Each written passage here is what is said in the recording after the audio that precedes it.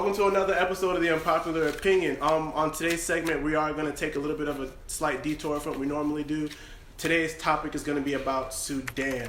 So the crisis in Sudan, I think we all vaguely know about what's really going on it. So if you see us with our phones or our several note cards, it's because we took the time, we did our research, and right now we want to just update everybody on what's going on. I am your devil's advocate, Robert Williams, aka The Free Will, and today I have with me Bit Bobby. How y'all doing today? And filling in for Dubs again, we have Miss Special K. Sure. Sure, that works. We got Kaylin, aka Special K. Today's episode focuses on Sudan. You're watching The Unpopular Opinion, where great minds don't think alike. Alright, let's get right to the shits. So the whole thing with Sudan right now, I think a lot of people think that it's Sudan as a whole that's having a major conflict issue, but what's really going on is it's basically a civil war that's been going on for a couple of years now. I think it's made its major escalation since 2011, but right now it's an issue between northern and southern Sudan. And a lot of the media coverage that we have been getting has been coming from issues of South Sudan. We're gonna tell y'all what we found out as far as how the situation has started, and then bring it to right now. The president came in and was trying to enforce his own religious rule over several areas that had their own religious beliefs, and because the people were against it, he was murdered. A lot of what's going on in Sudan is not even so much of an economic issue as it also is an ethnic issue as far as the different races and backgrounds that are being mistreated in the area. And so that's what the focus of the second civil war was primarily on. And then after the courses of that second civil war had came around, that was the one that went from like the 80s and kind of spanned it over until 2002. Then there was a ceasefire. They started having some type of agreements, but it was like on and off episodes of warfare. Right. And then that's when they had their first little settlement in 2005, and they tried to work something out. But basically with North and South Sudan, is to give you a better visual, imagine like being in a household with your brother and your sister, and they just going at it back and forth, and they just never find a common ground. So that's essentially what's been happening. And then from 2005 to 2011, there were more spurts of war and chaos, fighting over different resources, because South Sudan has more resources than North does, but North has more of the economic play and more of the weaponizing, and that's where the government is centralized too. So what North Sudan would do, so South Sudan would use the old the pipelines to send oil or whatever. Mm-hmm. North Sudan would steal it off rip, like that's us. Whatever. South Sudan don't like that. We gotta remember, at this time, they're separated now. It's Sudan and South Sudan.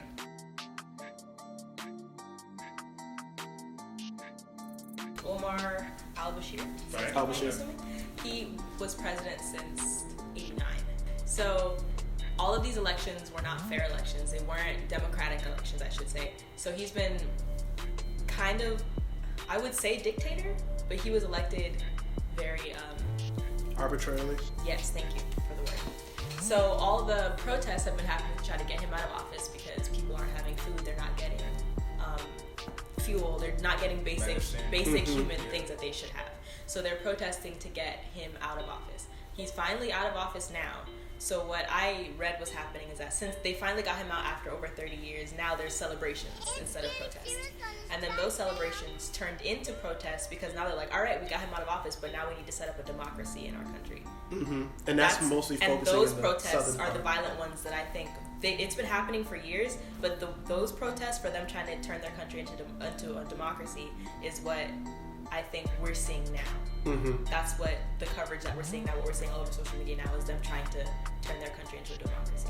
So they can vote for their leaders instead of just having someone for 30 years who's not doing anything good for the people. Mm-hmm.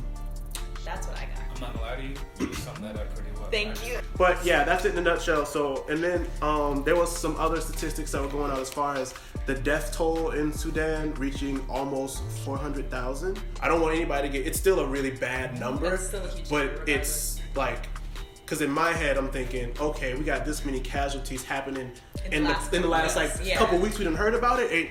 I mean, it is possible, but that'd be. It didn't make any sense. So even with that, and then now there's a crisis with the famine, and Sudan really needs help. Like Yeah, it's really bad. they real deal need help. My first question for the audience, for the people watching, and for us, like how do we help Sudan? How do we help? And honestly, can we help in any way, shape, or form? I think we can definitely help. There's tons of different ways we could donate our money. Even a lot of people, I don't know if this is one of the questions, I'm going to step all over your questions, but No, you good. Go ahead. a lot of, like, we could donate our money to help with food and help with medicine and all that kind of stuff. There's tons of websites and charities that we could donate to that help the actual people. We can leave the links. But UNICEF, there is World Food Program, Mercy Corps. There's tons of different places we can donate to. So Don't help Red them. Cross Blue Shield. I'm not. No, I didn't say that. Yeah. No, I didn't mean to say it. I'm just saying because Red Cross Blue Shield still owe money to Haiti, and I ain't with one it. of the ones Not those. But there's tons of different places we could donate our money to. We're not in Sudan, so there's not really much we can do physically, I would say, aside from the money. But I think even as much as a lot of people don't like to think that social media stuff helps, it does help because that's why I even know anything about this. So I can't donate my money if I don't know what I'm donating to, if I don't have the information.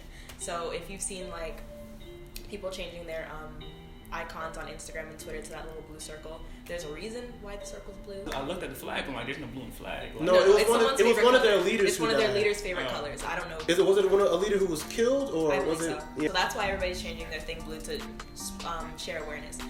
I feel like it all happened in one day as far as people I follow. You know how like Insta stories on the top. I was like, why is everybody's thing blue? So then I clicked on the stories, and then they were like, hey, I turned my thing blue for this. I turned it blue for this. And I was like, what's going on? If you change your profile pictures or any other social media platforms, it's one, just showing that you are aware. So when you do see people with that, try to follow it. That's another way to just keep up with it social media wise with the coverage of some of the latest news that is going on.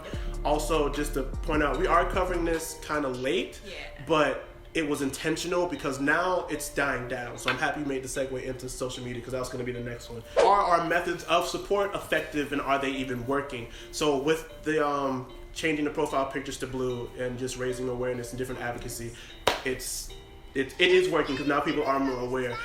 When people use the hashtag Sudan Uprising, I dug into the hashtag because with me, I don't really like showing support for stuff and I'm supporting the wrong thing. Without being informed. So a lot of what I saw as far as the hashtag Sudan Uprising, the uprising was more so just, I know the intent was meant for like the people of the South, like rising up and like fighting for their freedom and their independency, but it was something that was for the northern part of Sudan.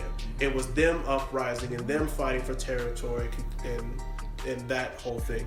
So just be aware of what you're using. And again, I could be flat out wrong because I don't know who actually started the whole hashtag, but from the majority of what I was able to look up and see, the Sudan uprising was in reference to the North trying to uproot the South and their retaliation that instigated, not so much the South trying to claim its independency. Because even when you use that hashtag Sudan, it's really not, it's Sudan because Sudan is fighting itself, it's in its own civil war, but it should be Southern Sudan because Southern Sudan is the one that really needs the help and they're the ones that are struggling. Northern Sudan is kind of on the offensive, and Southern Sudan doesn't really know how to be on the offensive because one side has the weapons, the other side has the resources. One side can defend itself, one side can't. So just bringing more awareness to that. And even when you all do see this episode, the Sudan crisis is maybe this might be another time of peace and the violence has died down some, but be aware of that. Like, we're talking about this now to keep it going. If it's such a big issue, we got 300, almost 400,000 casualties of people dying, starving, like having their homes and their land taken away from them. Land that they already have, which again, it's similar to how we got stuff going on in the Americas. Right. So this isn't something, don't let Sudan become a trending topic. Like, Black Lives Matter, we didn't let that become a trending topic. It's something that we are still advocating and going for. Police brutality, that's not just a trending topic. These are certain things that have become constant, but don't be so desensitized to violence that it becomes normacy. I also think it's important to note that the media, to a certain extent, tells us what's important and what isn't important. So if we're not seeing something being covered, like we didn't know, or I didn't know, that because it's not just this civil war, it's You said 3 civil wars. 3. I just found out maybe a week or 2 ago because the media wasn't telling me that. So, like, at a certain extent, it's to the responsibility of the people who feed us this information and feed us this, like, propaganda, I would even say. Because if they don't tell us it's happening, I'm not in Sudan, I'm not going to know about it. So I don't think, like, people are really quick to kind of jump on social media and be like, support Sudan, you know, Sudan uprising, all that stuff. But if we don't keep seeing this stuff happening, I'm going to assume that it stopped if I'm not seeing it. Exactly. So it's not really fully on us. I think it's on the media and media coverage to kind of let us know that this stuff is still happening so we can do something about it. And I gotta say, just like imagine like these 3 civil wars happening within like a century. Like, so there are people still living in Sudan like that witness all this stuff, like all this violence, like year after year trying to prosper, but you're just not. So like I really do feel like as like a group of young adults, like we should keep this conversation going. Like you like talk this with your friends and this and that, because this is something that can benefit you in the future. Like just knowing like how hard people struggle just to have freedom. Like we got it, thank God. Eat. Yeah, right. Like They don't have food. it's crazy. Another thing that I do want to point out, since we are still on the social media coverage, where it does fall on us to be responsible is please take note. When the first flood of information about Sudan started coming out, Lil Nas was the biggest thing popping, and that's all that was being shown out, for the most part, as far as pop culture news. And not to put anything on him, because Old Town Road is still that song. I don't care what nobody say. It's not his fault, no. But pay attention to a lot of what's going on. Even when Alabama was passing its whole issues with abortion, the Sudan stuff was still in flux and still popping up. But because we had our own issues going on, and because it was our government was trying to make this such a keen thing for people to look at, we didn't really care too much about foreign policies. So the next time you notice that there's a big trending issue going on, look into foreign policy, I would say. If you ever see something like big pop culture related that's going on in America that really don't seem like it's important, try to look up what's going on overseas, or try to look up what other policies have been coming into act, because we had a whole Equality Act passed with the whole thing that's going on with Alabama. And if you don't know what that Equality Act is, then you really need to be talking to people in the LGBTQ community, because that's a big win for them. So, like, but that's on another subject. But my point is, whenever something's in your face, there's always something that's trying to be hid. I feel like Sudan was an issue that was trying to be hid and was not trying to get certain media coverage until a certain point in time, because right now we got Trump dealing with his foreign policies and everything that they're trying to do with Iran. And because that has started to resurface, talk about Sudan has started to go down. Let's also, Sudan is an African country. There's a lot of people that look like us in Sudan.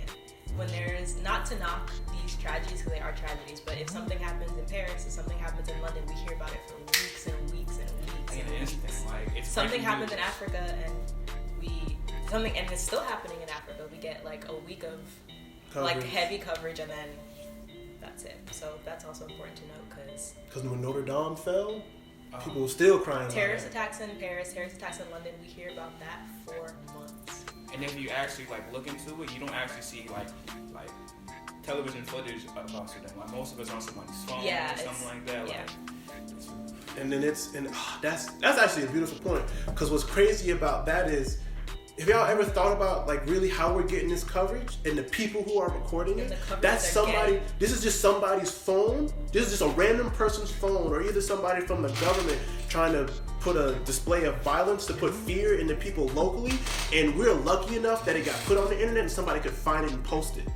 If not that, it's literally no different than me taking a trip, or just me, if I was a regular Sudanese citizen and I had a phone, I took my phone out and I recorded it and I just put it on the internet, praying to God somebody will see it.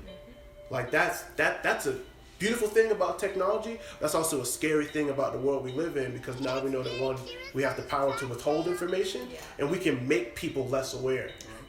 So that summed up my other 2 questions. So my last one, to sum everything up, is, what's happening in Sudan, does it affect us?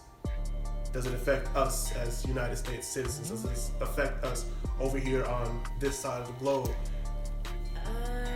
Because I want to say what I want to say, but I actually don't want to say it right now because it sounds really bad. Same. It doesn't affect my day-to-day. I'm still gonna go to work, I'm still gonna come home, I'm still gonna eat dinner and go to bed. It doesn't affect my day-to-day life. It affects me knowing that this is happening in a predominantly black country and I'm a black person in another country that hates black people. It affects me in that way, and the fact that they're suppressing this coverage makes me feel like, well, this can happen here and nobody else in the world will know. It doesn't affect my day-to-day, but it affects my mental state. Right. Ladies and gentlemen, just make yourself more aware. I ain't finna sit here and be on some be woke shit, but like just make yourself aware. There's nothing wrong with being aware. Once you are aware, you are in a constant state of anger and fear at the same time. But the more aware you are, the more hope you can have. So, anybody else? Any final thoughts? Yeah. If you are so inclined to donate to help Sudan, we will have links for any places you can donate in the description box. Yes, we will. So, and don't be afraid to talk about it with your friends. Like, if you're watching this, do share this information. And then, like, some people might come for us in the comments. Like, if there's anything that we were wrong about, like, correct us if we're wrong. Like, for real, correct us if we're wrong. Because I've been looking this up all week. I've been looking up this thing like all week, and this is a lot of hard stuff to read. These videos are really, really hard to watch. Yep. But if there's anything that we missed, may have left out, or maybe we just said it wrong, like, please correct us, because now we're more informed and we can make other people more informed. Right. All right. So, ladies and gentlemen, again, this is the Unpopular Opinion. I am your devil's advocate, Robert Williams, aka The Free Will. Big Bobby. How y'all doing? How y'all doing? Special K. And we out. Peace. Thank you. Over here, how y'all doing? Over here, talking for 30 minutes. Y'all doing it forever. They good. Over here eating a watermelon like we ain't want a piece.